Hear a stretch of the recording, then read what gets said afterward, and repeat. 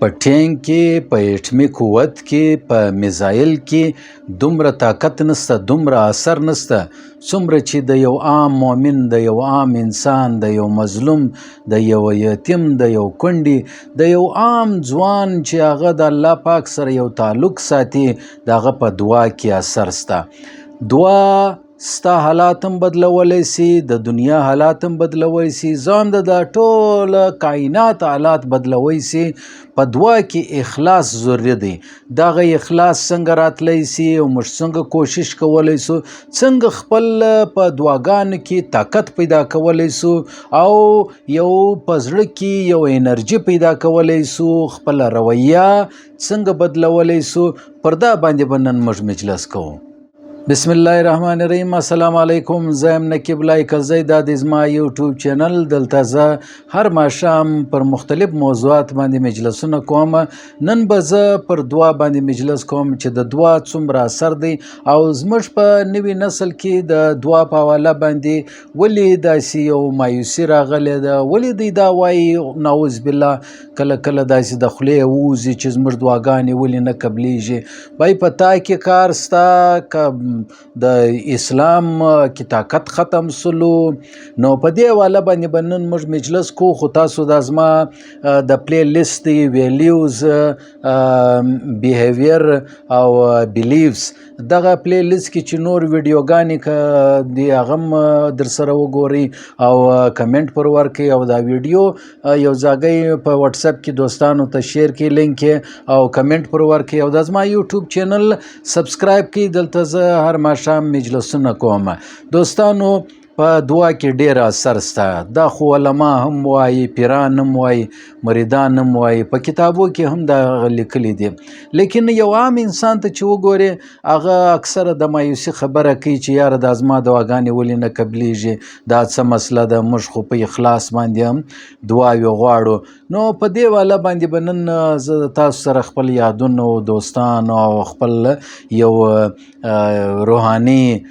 علم دا در سره شریک کوم چې زم داسې د علماو او مشرانو سره ناسته ولاړه کوم، د پیرانو، مریدانو او د نورو داسې صوفیزم د خلکو سره ناسته ولاړه کوم. پر دا باندې به زه خپله یو تجربه سره شریک کوم. دوستانو خواجه قطب الدین بختیار کاکی رحمت الله علیه وایي چې کم انسان چې دعا نه غواړي د هغه یعنی دعا چې څوک نه غواړي خدای پاک د هغه یوه هم حاجت چې دی هغه نه پوره کوي. یعنی یو سړی چې که سره دعا نه غواړي نو خدای پاک د ده بیا چې کوم ضروریات او خواهشات جایز وي هغه هم نه ورپوره کوي. بس ګرځي لکه داسې بې ادبي دي، ما پې یو بودا یو سپی ګرځي. دنیا په ډکه ده وروره، د بدماشانو سم دنیا ډکه ده، د سپیانو سم، د لړمانو سم، د مارانو سم دنیا ډکه ده. بس دی دې هم ګرځي را ګرځي وروره، ځان ته انسان وایي لیکن دا اشرف المخلوقات نه دی. دعا اصل کې دوستانو د خدای سره یو تعلق دی، یو رابطه ده. ته چې یو باچا لره ولاړ سې، یو افسر لره ولاړ سې، که یو څه نجن وغواړې نو دا د باچا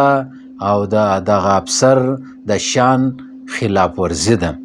یعنی هغه ناست هغه دپاره دی چې دستخط وکړي یا ستا یو کار در وکړي، ته ورغلی نه او ته د هغه څخه هېڅ هم نه وغواړې، نو دا د باچا د شان خلاف دی چې دربار له ورغلې او یو فریاد یې نه وروړي، یو درخواست یې نه وروړي، یو خبره دې نه ورسره وکړه.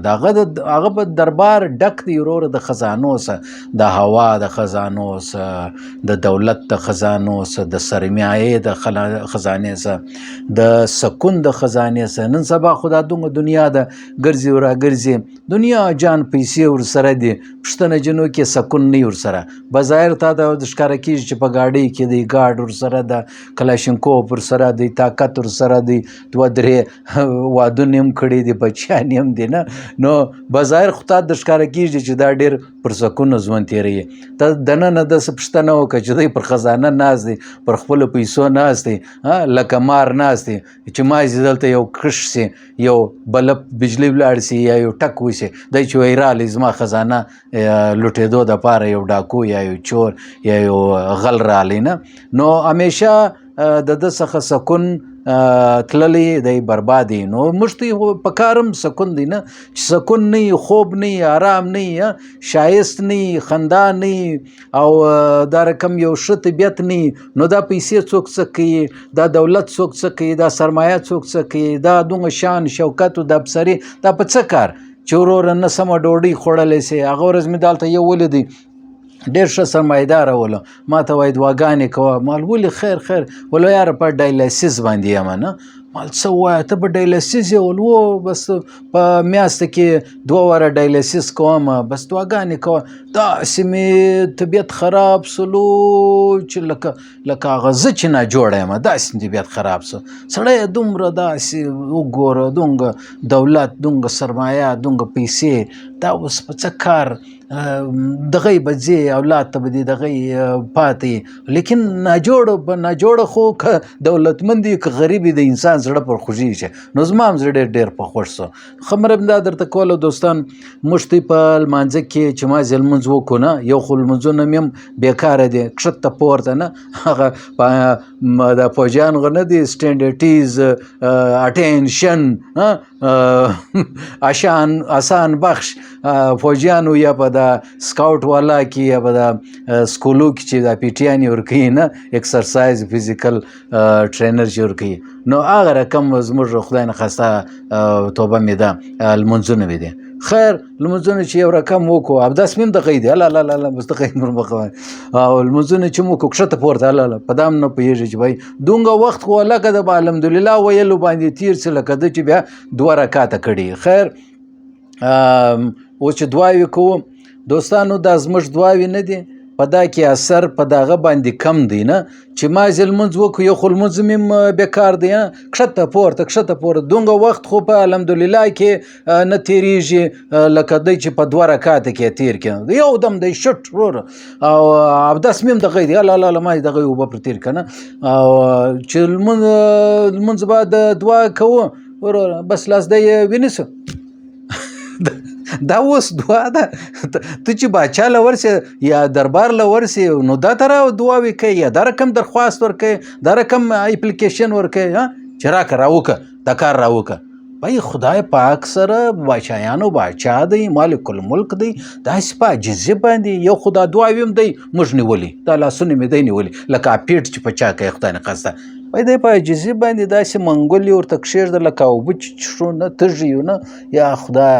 دین و دنیا او آخرت مې ټوله را برابر کړې یا الله. نو اوږدې دعاوې وغواړئ وروره. بختیار کاکي رحمت الله علیه وایي څوک چې دعا نه غواړي خدای پاک یو حاجت نه ورپوره کوي.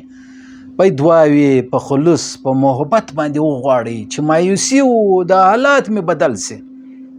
دوستانو د نبی مبارک قربان سمه کرده شپه بې دعاوې کولې اوږدې دعاګانې د امت دپاره بې دعاوې کولې. زموږ دعاوې وګوره راځئ دا اوس چش دی دا وګوره د ایمان دعا څوک وغواړي د آخرت د سلامتي دعا وغواړي د حلال رزق دعا وغواړي د بچیانو د څوک چې مړه سوي دي پلار نیکه رشتهداران ټول چې دي هغه په دعا کې دعا پسې کوه. دغه کم کسان چې زموږ مشران مړه سوي دي وفات سوي دي دا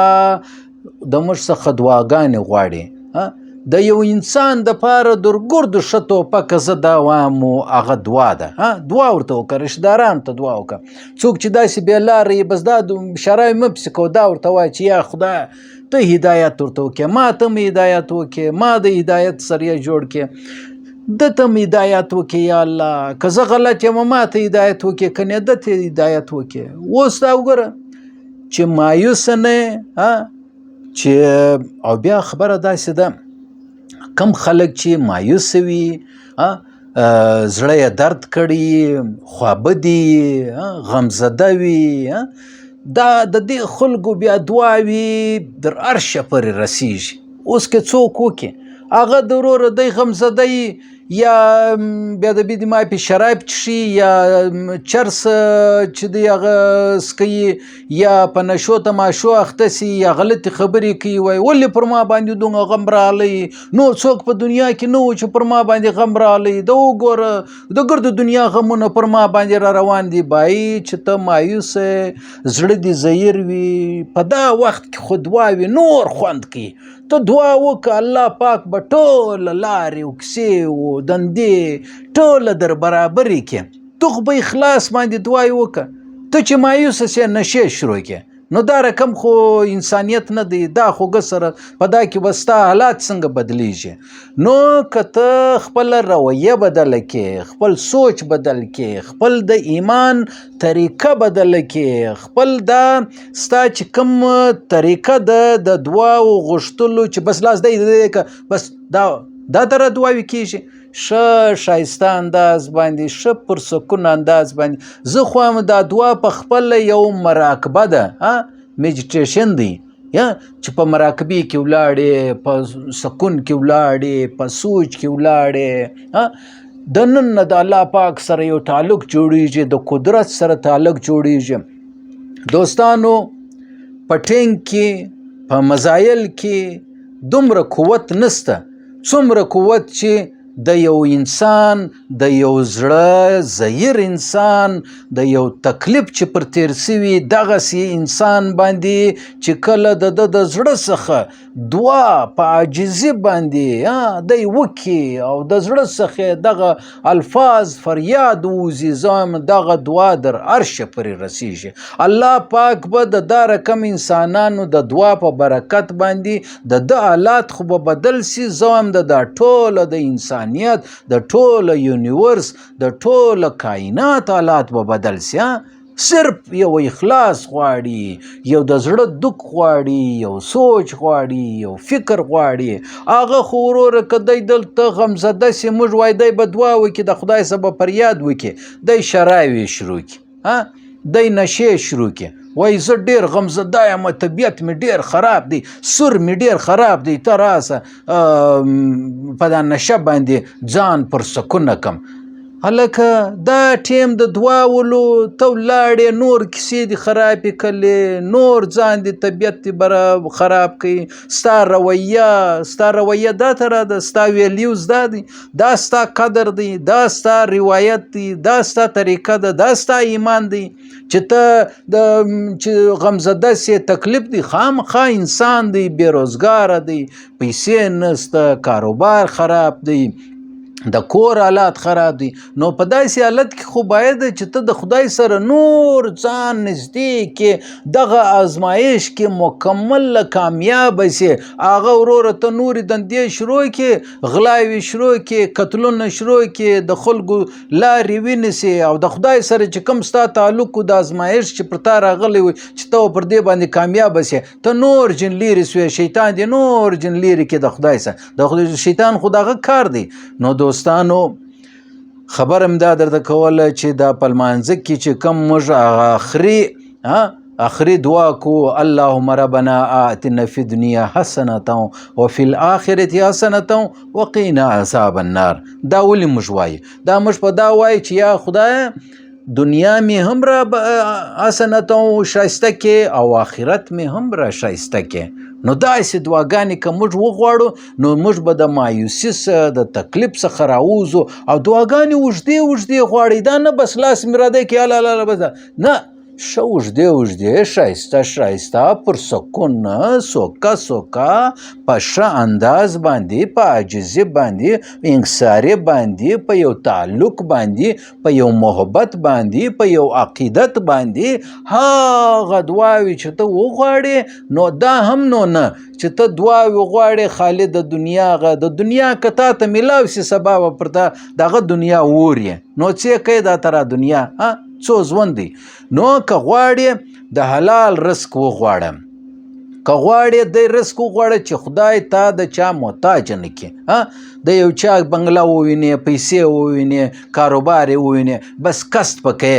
بای دا ووایه چې یا الله دته دې ورکړی دی یا خدای زما هم حالات را برابر کې دو کله کله مصلحت وي دعا چې کله قبلیږي یا نه قبلیږي د دې وشاته چې دی هغه مصلحت نو دوستانو په اخلاص باندې خشوع خضوع باندې په ښه سکون باندې په ښه انداز باندې د الله پاک سره د یو تعلق په حواله باندې ته دعا وغواړه د ستا او د الله پاک به داسې تعلق جوړ سي اخر به ته هم لکه د الله شان چې دی بې نیازه دی ته به هم د دا ډېرو شیانو څخه بې نیازه سې خوند خو هلته کوي الله پاک دې پر موږ تاسو باندې په دې دنیا کې هم په هغه دنیا کې هم د خیر او د عافیت یو ماحول جوړ کړي الله پاک دې خیر را پیش کړي خدای دې ما ته هم هدایت وکړي او تاسو ته دې هم هدایت وکړي خدای دې زموږ دشمنان لا آباد کړي موږ د دشمنان لا چې دی هغه د کمي نه غواړو او د دوی